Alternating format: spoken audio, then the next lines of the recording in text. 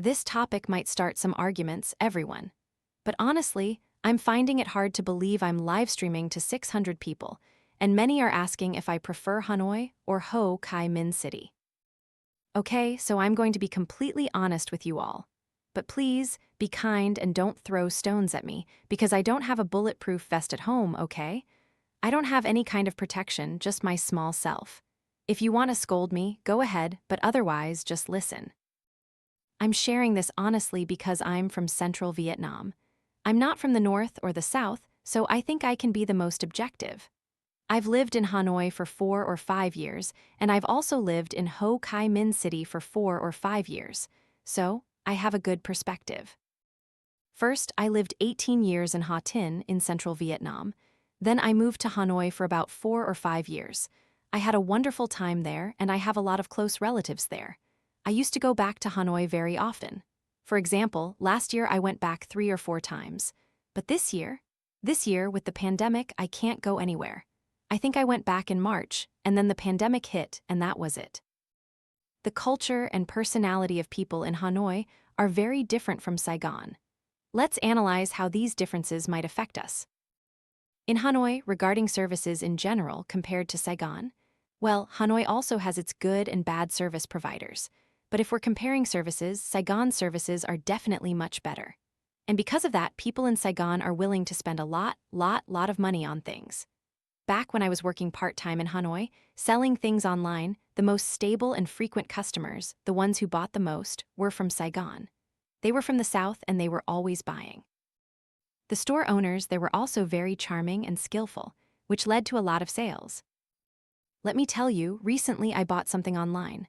I'll get to the good things about Hanoi later, don't worry. I'll analyze how it affects us. I bought an item online, but I'm very meticulous when I shop. For example, when I buy pants, I'll ask for specific details. People usually ask for your size, like your height and weight, right? But for pants, height and weight aren't enough, not at all. When you buy pants, you need to know your waist measurement, hip measurement, and the length of the pants. And I know my exact measurements. So I always ask the sellers, hey, what's the waist measurement of these pants? What's the length? And then I was buying a jacket, a coat, and it wasn't cheap, almost 2 million VND.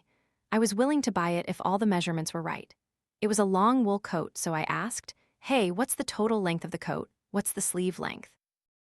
I don't think these requests are unreasonable when someone is spending 2 million VND on a product, right? We can't try it on. If I could go to the store in Saigon and try it on, no problem. But since I can't, I need those measurements.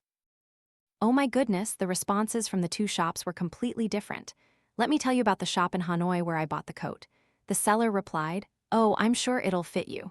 With your measurements, it should be fine. But I'm particular. I said, please just measure the shoulders and sleeves for me. I just want to be sure because if I buy it and it doesn't fit, I can't wear it and you don't allow returns. But they still refused. They replied again, basically still refusing. I don't remember if it was Zalo or a phone call. If they didn't agree, I'd say, listen, you just need a measuring tape to do it. It's not complicated at all. I want to be sure. It's so simple, but if you can't do it, then thank you very much. They didn't sell the product, did they? They lost a sale, and even more, they lost all future orders from me, someone who is willing to spend money. Yes, I could buy 10, 20 items, I'd buy them all.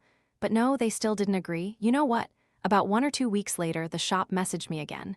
I thought they would say, sister, I've measured it, the shoulder is this, the sleeve length is that. But no. They messaged back, sister, please give me your height and weight so I can advise you. Many people have worn it, and I think it will fit you too. Can you believe it? Another thing, this is a tip for all online sellers. Hanoi has many beautiful clothes, but if you upgrade your service, you'd be absolutely amazing. You'd sell so much. I've seen it a lot during my online shopping. Many shops with good service and good products get free promotion from me. I promote them on many platforms, and their revenue increases. People even show them my pictures, asking, is this San?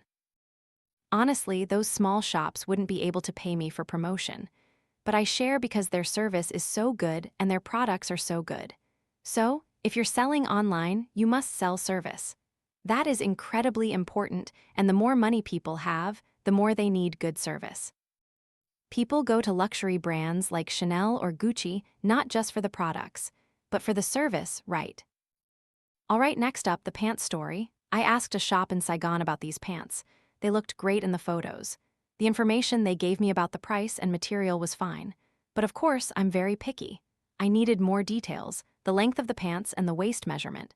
Because, my waist only fits around 60 centimeters. If it's 65-66, it's too loose, it won't fit. And I also know exactly what length of pants I usually wear. I know all these things perfectly, which is how I succeed with online shopping. That's also a tip for all of you buying clothes. You need to know your measurements. You need to know what fits you, your waist size, your pant length, etc. So I asked, and the seller immediately replied. They answered, "Sister, the length of these pants is this, and the waist measurement is this." Oh, I was sold. Online shopping, I've had so many quick and good experiences. I'm always looking to see how shops operate, and I can tell you which ones are doing it right. Reading notes, I have to reread or I'll forget. It's tough. So after looking at the pants, the length was a bit too long for me. I don't usually wear them that long, and I don't often wear high heels. These pants would look great with high heels, but I didn't want to bother. So I asked the seller, "Can you shorten them by 10 centimeters for me? I'll pay extra if needed." Because, if I buy them long and then have to take them to a tailor, it's so complicated for me. I don't like it, I find it tiring. But if they're the designer, they could shorten it by 10 centimeters and it would fit me perfectly. Do you know how they handled it? Oh my goodness, they took my money immediately. They handled it brilliantly without even cutting them. First, they called me by my real name from Facebook or the order, they had my name. They talked to me like a friend. They said, "Cutting these pants is very simple because they're wide leg pants, so you can just cut them, but I'm worried it might affect the overall look of the pants. The model wearing these is only 1 centimeter taller than you, and she's wearing 7 centimeter heels. The style of these pants really shines when paired with high heels like that. So, I suggest you take them, and then decide the length you want to keep. They look beautiful sweeping over the heels." I was utterly convinced. I immediately sent my address and asked for their bank details. I transferred the money right away. No hesitation. What they said genuinely made me want to buy the pants and wear them with high heels, right? See how amazing that service is. They sold that coat for 2 million VND. They probably made at least 1 million VND profit, maybe 600,000 to 1 million. Why? Because if your product is good but your service is bad, people will buy a good product from another brand. But if your service is good, people will always choose you. They'll come back to you. Sometimes, even if your product isn't perfect, they'll still be willing to wait for your next products. Wow, so this is my honest opinion on service in Hanoi and Saigon. This doesn't mean asterisk everyone is like this or all brands are like this. I mean, Hanoi also has some amazing brands with great vision. But I've lived in Saigon and Hanoi for 4 to 5 years, so I really understand the scope.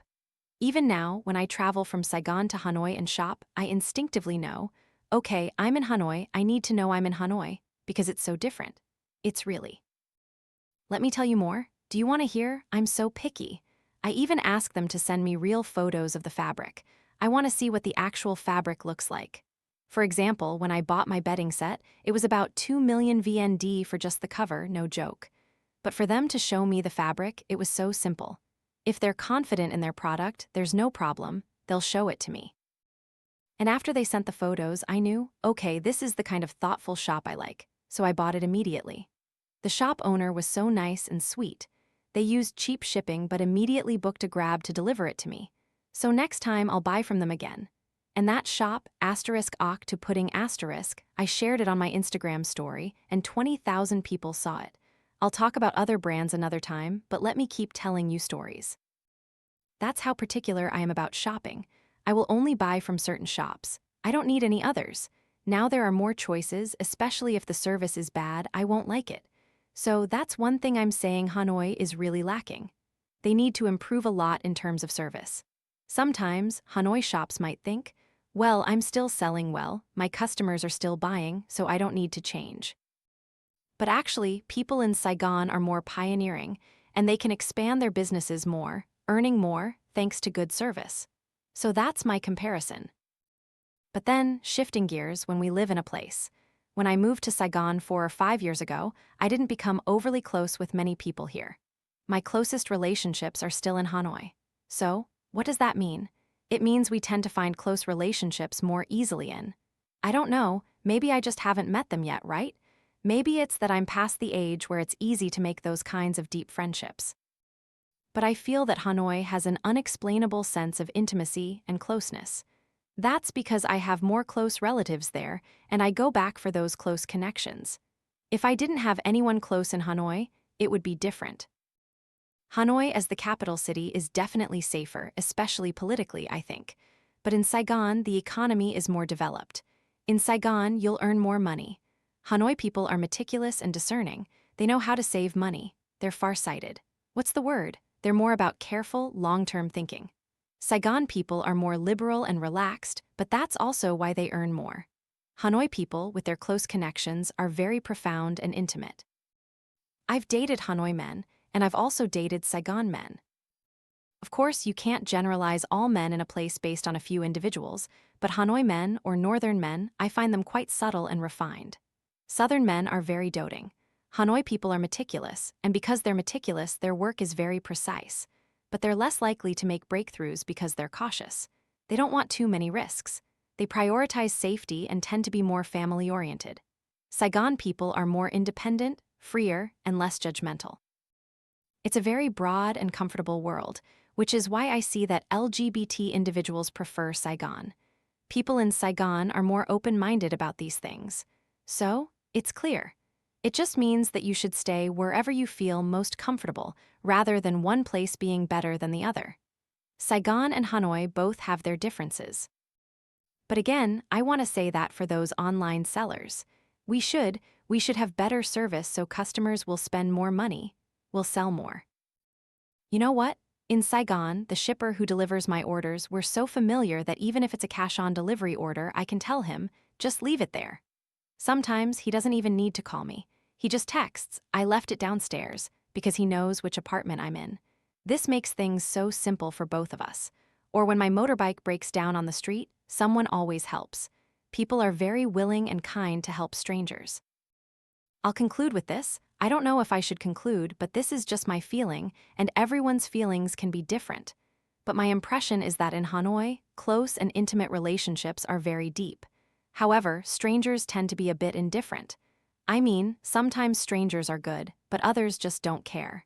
They're not always willing to help others.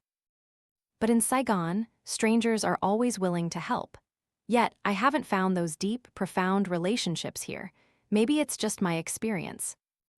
But I think everywhere has all kinds of people, right? So don't take what I say and then criticize me. I don't have a bulletproof vest. But that's my analysis, very frank and fair. My teacher, back in 2017, when I was thinking of moving to Saigon, I asked for his advice.